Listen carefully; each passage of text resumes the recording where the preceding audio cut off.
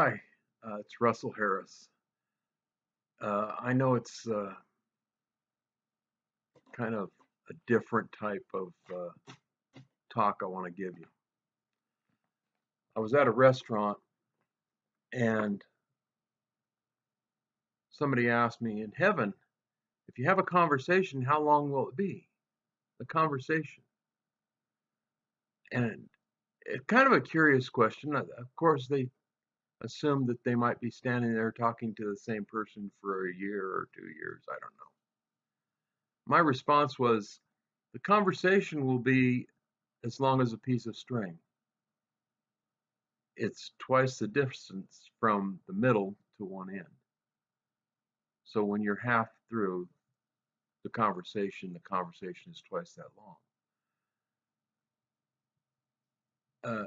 A curious question because it showed that they had no idea about God. See, God is outside of time and space and matter. And so in heaven, there is no time. You want to talk to a person for a year? How do you know? There is no time. See, it is a basic misunderstanding of the nature of God. I think we have humanized him so much in today's church that we have lost what he is. So I want you to take some time and read your word about God and think about this. He created us in his image, and then he formed man and breathed into him that life. We are, if you don't die before Jesus returns, we are already in eternity. What does time mean? What does time matter? It doesn't. And the little things that happen in life, we have no control over other than to accept that God has full control over them. One of my relatives commented on he would never allow his or never force his daughters to carry a baby that was the product of rape. In other words, he would take them down and have abortions. Do we think that God is surprised when somebody gets raped or run down on their motorcycle and killed? Does God go, "Oh my goodness, what happened?" No. See, God's in control,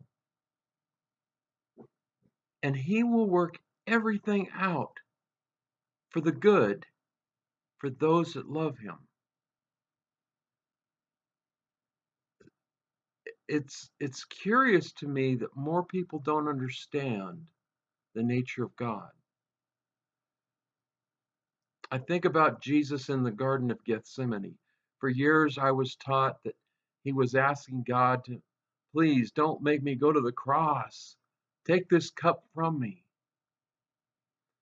Well, then I learned that bleeding great drops of blood is a medical problem where arteries in your body have ruptured and the blood has come to the surface and it's pouring out of your pores. You're dying right there. In the garden, Jesus was dying. And he said, Father, take this cup from me. So God sent an angel to minister to him. He immediately got up and he met the soldiers that took him away. and then he was put to death. He was whipped. He was beaten. The Bible says that you didn't even recognize him as a human.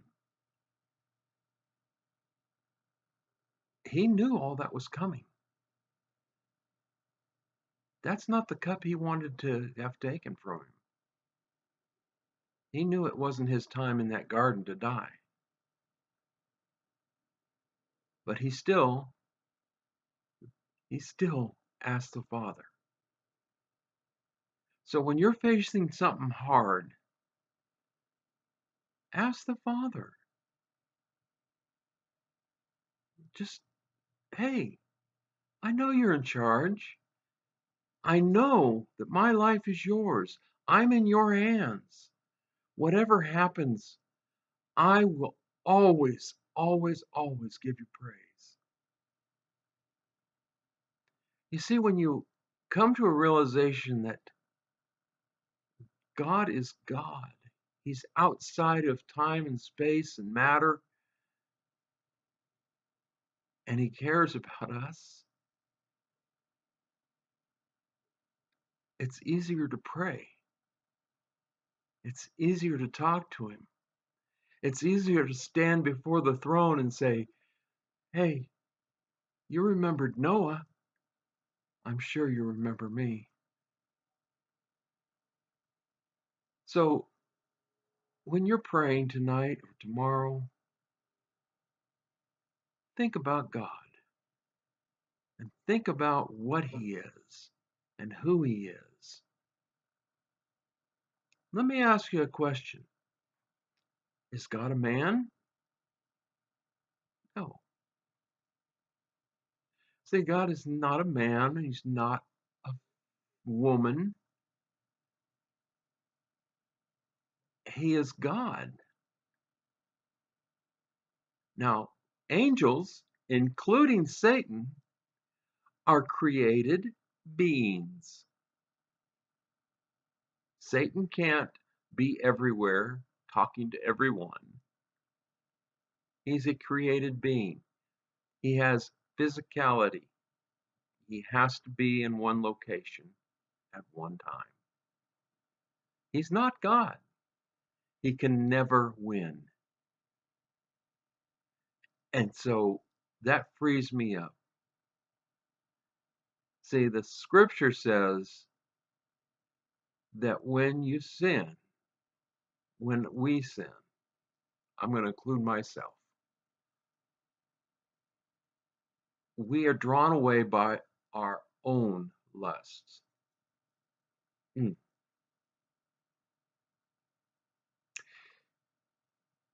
I'm going to pray right now. God, for today, forgive me for all the selfish, lustful things that I have done, trying to build myself up in other people's image, other people's view, when all I need is you, Lord. Please remember me. I know that my steps are ordered by you, and I give you praise and thanks for everything, for every occurrence, for every step I take. Well, I appreciate you taking the time tonight to let me vent a little bit. Remember, God is not human. He's God. He's everywhere. And if you need some help, if you're facing a situation, just take the time and say, hey, because He already knows. And He's not surprised. He's not going to be shocked by anything you tell Him because He's right there beside you. He sees everything. He knows everything. So give Him praise and give Him honor. He is worthy of your praise. I want to sing that song. To him who sits on the throne, and unto the King, to him who sits on the throne, and unto the King, be glory and honor and blessing and power forever. Be glory and honor and blessing and power forever.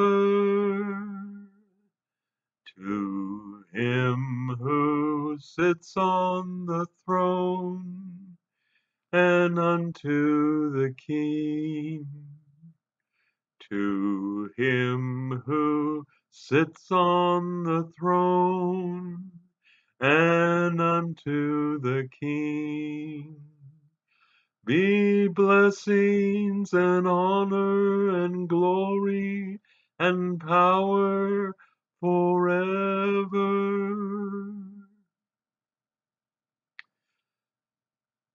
Well, your reading assignment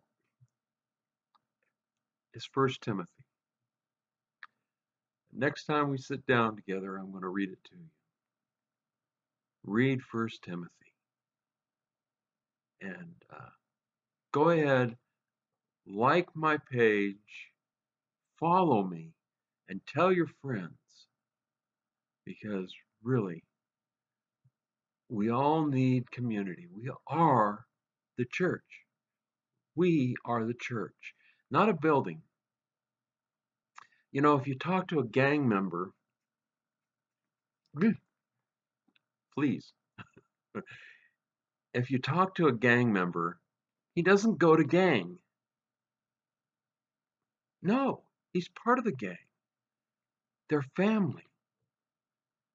We say, I'm going to church. We need to change our opinion of that. We are the church. We're family. Each and every one of us form the church. With God by our side, the eternal, ever-present, almighty, all-knowing God. And He's with us. So call a brother and sister. Take a step. You know what? Right now, pick up your phone and send a text message to 3 people that need encouragement and say, you know what? I'm thinking about you. I'm praying for you. I love you. Now, if you're not a Christian, I want you to be my brother or sister. So go ahead and say this prayer with me. Heavenly Father, I believe that Jesus Christ is your Son, that He died on the cross for my sins, and He was raised again, and I want Him to rule my life. I want to follow His teachings. I want to be a member of the family. And I pray this in Jesus' name. Amen. If you prayed that prayer, welcome to the family. Please contact me and let me know. And God bless you, and I will talk to you next time.